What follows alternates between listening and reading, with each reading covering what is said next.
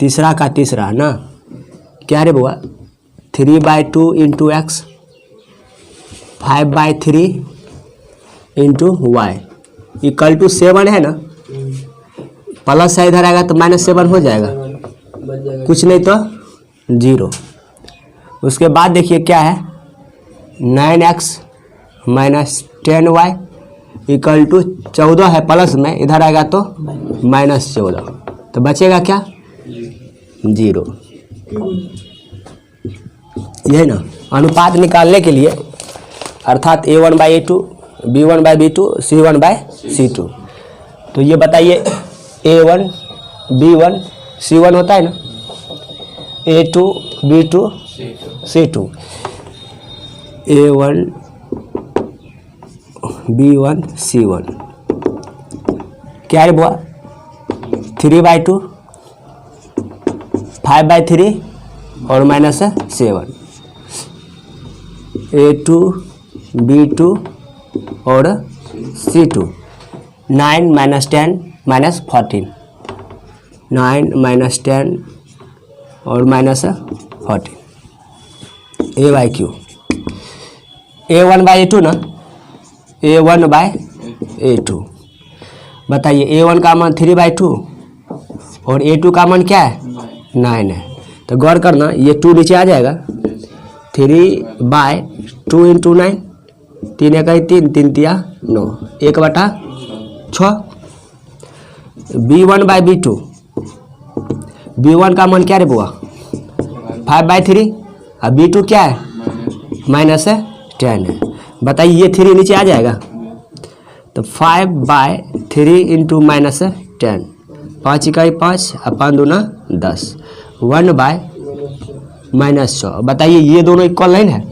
जब ये दोनों ही इक्वल नहीं हो, c1/c2 निकालने की जरूरत ही नहीं है। अगर ये दोनों बराबर होता तब हम c1/c2 निकालते हैं। अर्थात a1/a2 not equal to b1/b2। अतः दिए गए समीकरण का युग्म, समीकरण का युग्म, युग्म समझते हैं ना, जोड़ा, युग्म संगत है, संगत को ही बोला जाता है अविरोधी।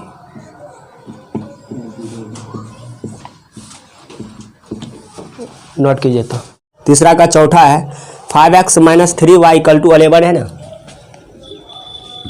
5x - 3y इक्वल टू 11 है, प्लस तो इधर आएगा माइनस, तो इधर बचेगा क्या रे बुआ, 0।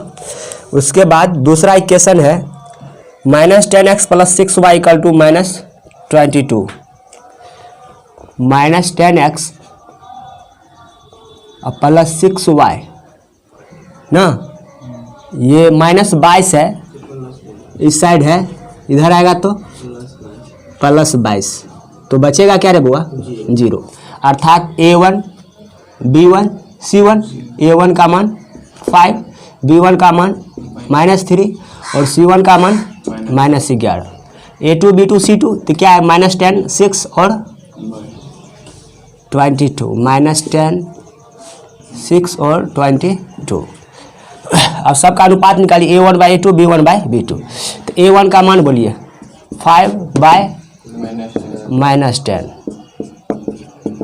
-1/2, b1/b2 -3/6, ये भी -1/2 ही बचा। निगेटिव साइन नीचे रहे या ऊपर रहे, निगेटिव में ही होता है। बताइए जब ये दोनों रेशियो इक्वल है तब आपको c1/c2 निकालना पड़ेगा। तो c1/c2, c1 का वैल्यू क्या है, -11 और c2 का वैल्यू 22 है, तो -1 11 दूना 22, तो -1/2 ना। अर्थात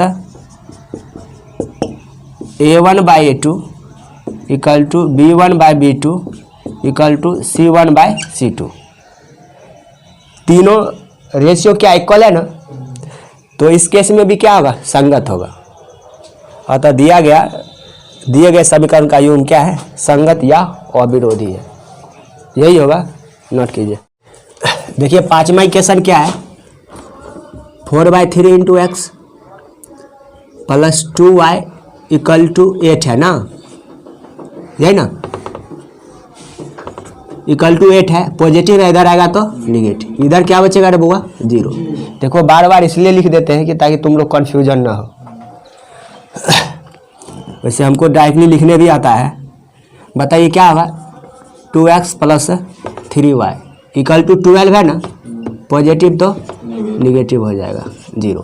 बताइए a1 b1 c1 ना, a1 का मान क्या 4/3, b1 का 2, c1 का -8, a2 b2 c2 2 3 -12।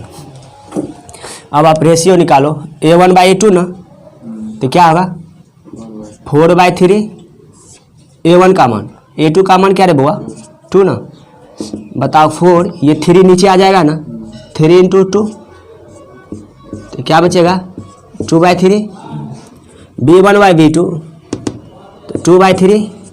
बताइए ये दोनों रेशियो इक्वल है ना, अब c1/c2 निकालना ही पड़ेगा, तो -8/-12 ये और ये खत्म ना, 4 से काटिए, 4 दूना 8, 4 तिया 12, 2/3। देखिए तीनों का तीनों 2/3 2/3 और 2/3, यही बात, अर्थात a1/a2 equal to b1/b2 equal to c1/c2। अतः दिए गए समीकरण का युग्म संगत या अविरोधी है। केवल संगत के केस में ग्राफीय विधि से हल ज्ञात करना है। संगत का केस यही ना होगा, a1/a2 not equal to b1/b2, और एक और होता है a1/a2 equal to b1/b2 equal to c1/c2। इस दोनों केस में समीकरण क्या होता है, संगत या अविरोधी ना, और इस केस में ना संगत तो है ही, अर्थात अविरोधी भी है, इसको आश्रित समीकरण भी बोला जाता है ना। अब ध्यान दीजिए, बोल रहा है संगत के केस में आप उसको ग्राफीय विधि से हल ज्ञात करें, अर्थात इस दोनों केस में अगर ये केस आ रहा है a1/a2 equal to b1/b2 not equal to c1/c2, तो इस केस में आपको ग्राफीय विधि से हल ज्ञात नहीं करना है, केवल आपको शो कर देना है कि ये असंगत समीकरण है। समझ रहे बात को, असंगत।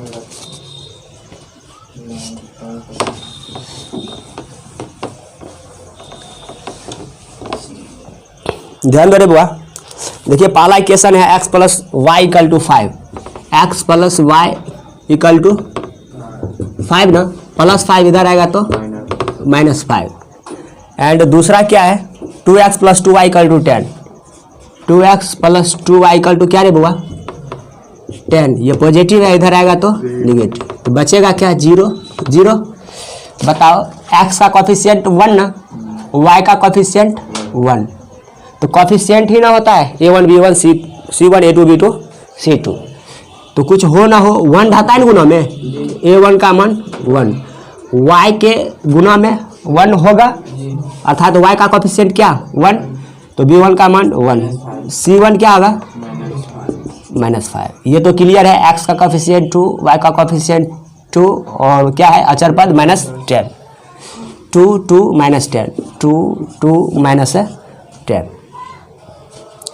अब आप रेशियो निकालो a1/a2, तो क्या होगा 1/2, a1 का मान 1 a2 का मान 2, b1 1/b2 2, ये भी इक्वल है, इक्वल है ना दोनों। अब c1/c2 निकालना ही पड़ेगा, -5/-10, ये माइनस माइनस खत्म ना, 2 से कट जाएगा 1/2, तो यही बात होगा, अर्थात a1/a2 equal to b1/b2 equal to c1/c2। अतः दिए गए समीकरण का युग्म क्या है, संगत या अविरोधी है। अब बुक में बोला जा रहा है कि संगत के केस में ग्राफीय विधि से हल ज्ञात करें, तो इसका ग्राफ भी बनाएंगे, पहले नोट कीजिए। नाउ पहले इस इक्वेशन को लिखो, तो x plus y minus 5 equal to क्या 0, 2x प्लस 2y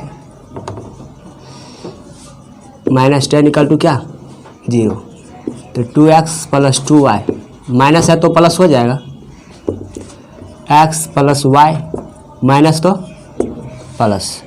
बताइए इधर 1 लाना होता है ना, इंटरसेप्ट फॉर्म, तो x प्लस y 1 लाना है तो किसना डिवाइड करें 5 से ना, तो दोनों और 5 से करेंगे ना, तो ये 1 बच जाएगा। तो पार्ट वाइज करो, ये बाई ये और ये बाई ये, अर्थात x/5 y/5 इक्वल टू क्या 1। 2x + 2y equal to 10। 1 लाना है तो 10 से डिवाइड करेंगे, ये और ये खत्म ना, एक पार्ट वाइज करो तो 2x/10 2y/10 इक्वल टू क्या 1। क्या बचेगा रे बुआ, x/5 y/5 इक्वल टू क्या 1। अब बताइए ग्राफ प्रतिच्छेदी होगा रे, समपाती होगा।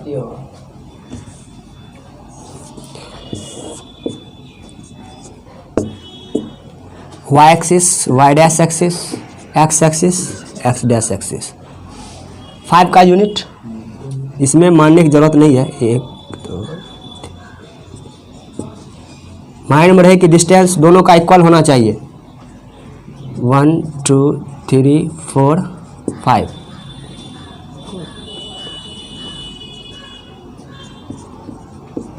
आपको ग्राफ कॉपी पे ये करना है इतना, ठीक है, करके लाना है।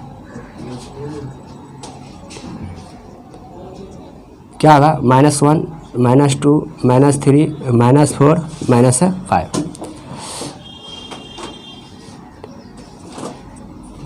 -1 -2 -3 -4 -5। आपको कॉपी में थोड़ा बड़ा बनाना है। पहले ध्यान दो, x का वैल्यू 5 है ना, y का भी वैल्यू क्या है बुआ 5, दोनों के मिलाइए ना। इस बात को आप क्या लिखते हैं 5,0 और इस बात को 0,5।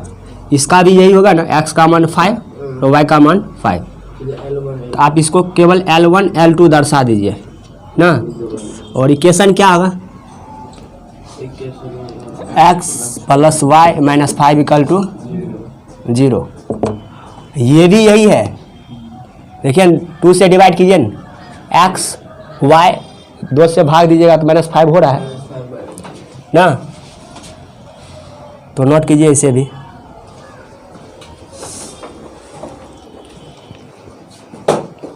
अच्छा ध्यान दो, तो इसमें एक टर्म बचा है, बोल रहा है ग्राफीय विधि से हल ज्ञात करें। तो जब ये संगत है, मतलब एक रेखा दूसरी रेखा पर स्थित है, तो क्या होता है, अनंत बिंदु कॉमन है, कॉमन पॉइंट देखा जाता है।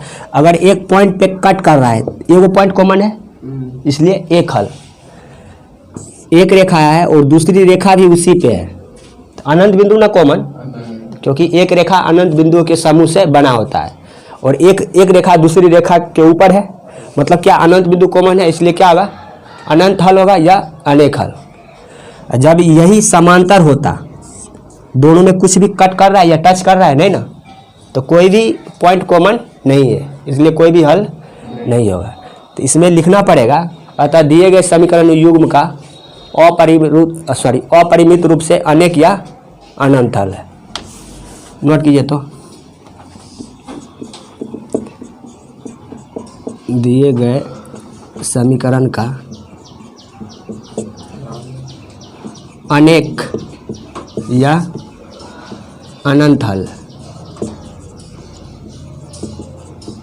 अब 4 का दूसरा होगा ना, इक्वेशन क्या है बुआ, x - y इक्वल टू 8 ना, x - y इक्वल टू 8 है। पॉजिटिव तो निगेटिव हो जाएगा, इधर बचेगा क्या 0, and 3x - 3y equal to 16 है। 3x - 3y equal to 16, positive तो इधर आएगा निगेटिव, इक्वल टू क्या 0। ये सब दिया हुआ है, इसलिए A1 B1 C1 क्या है बुआ, x का कोफिशिएंट 1 ना, y का कोफिशिएंट -1 और C1 का वैल्यू क्या होगा -8। A2 B2 और C2 क्या हुआ 3 -3 -16।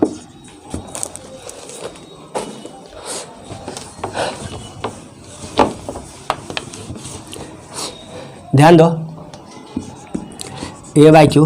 अब आप अनुपात मालूम करो, A1/A2 क्या होगा 1/3, B1/B2। B1 का मान क्या -1/-3, क्या 1/3। ये दोनों इक्वल है ना। C1/C2 मालूम करना ही पड़ेगा। C1 का वैल्यू क्या -8 और C2 का वैल्यू -16। 8 इकाई 8, 8 दूना 16, मतलब 1/2 ना। बताइए ये दोनों इक्वल है, ये क्या है अनइक्वल है, अर्थात A1/A2 इक्वल टू B1/B2 और नॉट इक्वल टू C1/C2।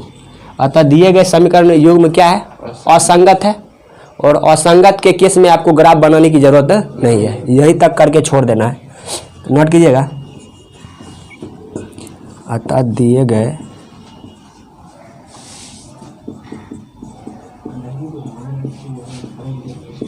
समीकरण का युग्म असंगत। असंगत मतलब क्या, विरोधी ना। चौथा का तीसरा है ना, तीसरा इक्वेशन क्या रे बुआ, 2x + y - 6 = 0 ना। 2x + y - 6 = 0। दूसरा इक्वेशन क्या है, 4x - 2y - 4 = 0, यही ना। 4x - 2y - 4 = 0, यही ना है। बताइए A1 B1 C1 क्लियर कीजिए। तो A1 2 B1 क्या होगा, कुछ हो ना हो 1 होता है, C1 -6, A2 B2 C2 4 -2 -4। अब आप रेशियो निकालो तो A1/A2 अर्थात 2/4 ना, 1/2। B1/B2 1/-2 ना, तो -1/2। बताइए ये दोनों इक्वल नहीं ना, आपको C1/C2 निकालने की जरूरत ही नहीं है। अर्थात A1/A2 not equal to B1/B2। अतः दिए गए समीकरण का युग्म क्या है बुआ, संगत है। संगत को ही क्या बोला जाता है, अविरोधी। और बुक में बोला जा रहा है कि जब समीकरण का युग्म संगत हो तब उसे ग्राफीय विधि से हल ज्ञात कीजिए। मतलब इसका ग्राफ भी बनाना पड़ेगा, पहले नोट कीजिए। तो